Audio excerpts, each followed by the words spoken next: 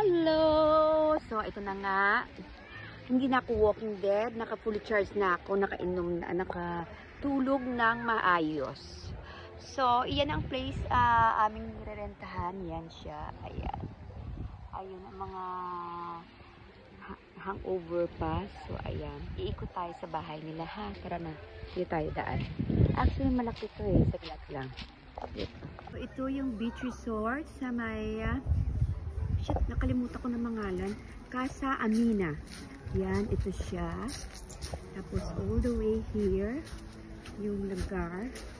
Actually, comfortable talaga. Pati yung yan dito. Yan. Tapos, there.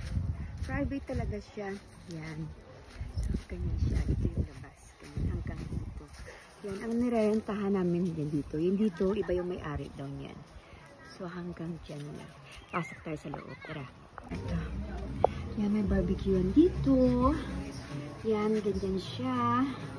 Tapos, ayan. Pasok tayo sa loob. Ito yung ano dito yan. Ganyan siya. All the way there. Tapos, ito yung kusina. Here. Ayan, pasensya na makalat. Ayan. Actually, mura dito. Actually, mura dito. 13,000 per night lang dito. May kasama pa siyang 3 rooms. Ito yung parang, ito yung malaking rooms. Good for like 6 packs here. Check natin. Ayan. Ay, ang lamig. Ooh, ganyan siya. Ayan siya. 6 pack. Huwag naman yung banyo nila. Check natin. Yan, laki ng banyo nila. Yan, ganyan. Check natin yung dalawang room. Yung parang big room nila. Yung dalawang room is maliit. Come here, biscuit! Cookie!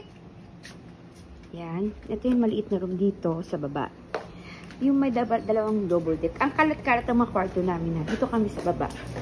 Ayan. Ito yung each room. Yan. Parang ganyan siya. Yan. Ang cute niyan. Yan. Yan.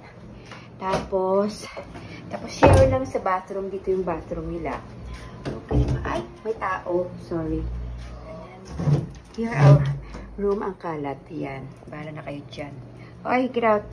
Yan. Ganyan siya. Look at din.